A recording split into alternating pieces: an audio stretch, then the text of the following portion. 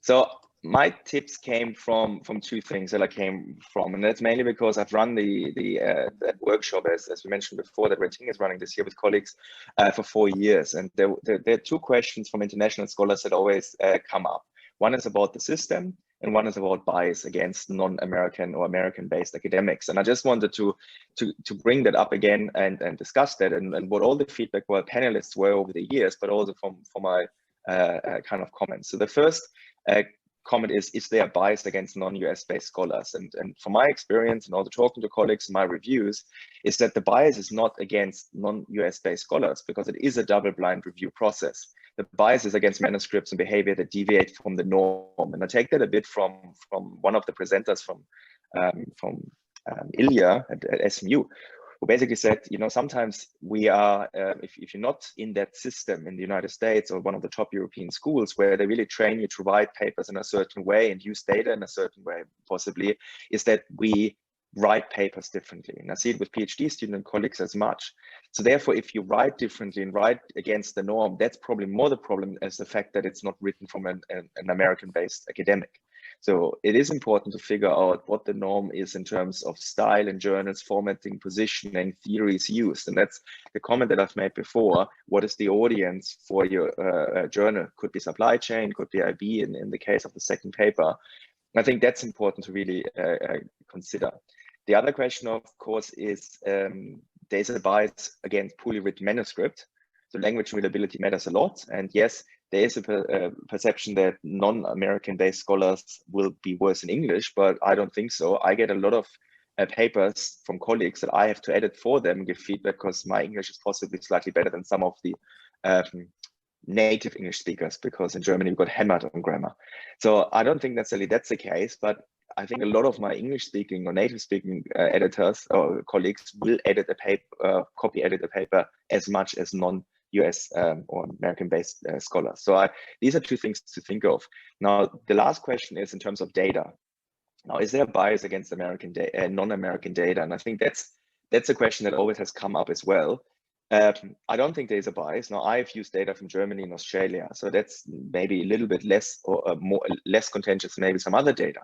But we had a lot of people talking about when they used data from Africa, they're using data from China, that they have to justify why this data is generalizable. And again, the question is, what does generalizable mean? So if you have data from a certain country, well, don't say it is, purely Chinese data, for example, but you might say, okay, it is not you put China in a developing country, like Brazil was a better example.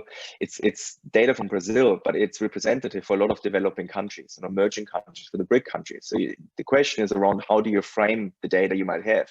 I just had an R&R, Journal of Management Studies, and we were also asked to put in the limitation that our data is Australian.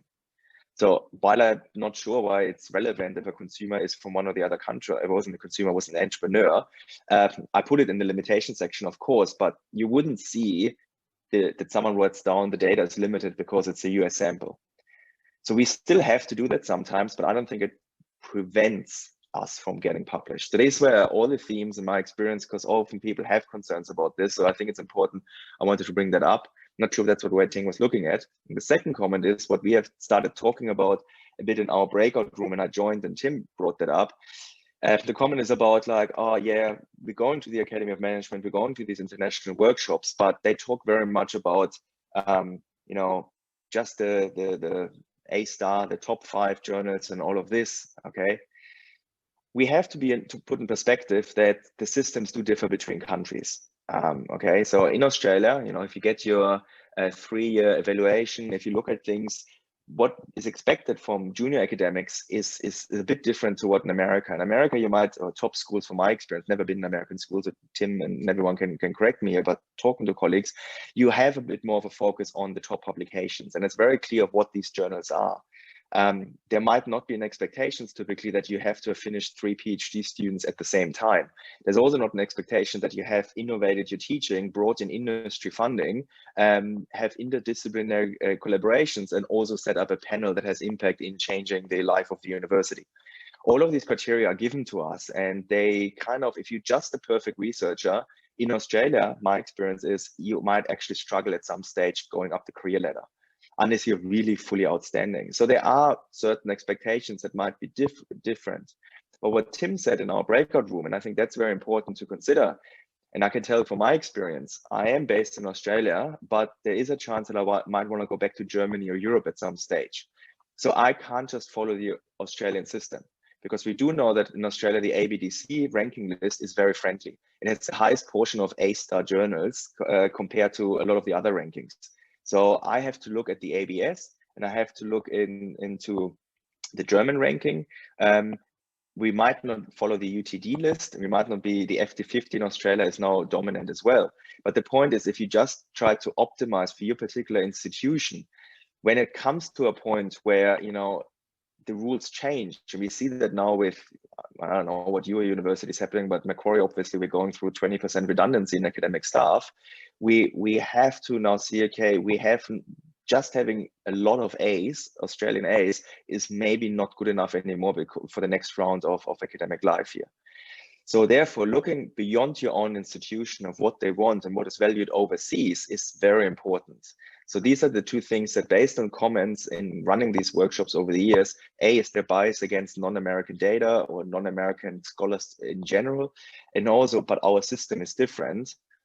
That's, I think, two important things that I wanted to just share based on my experience, because I do always look overseas because I might want to work overseas at some stage.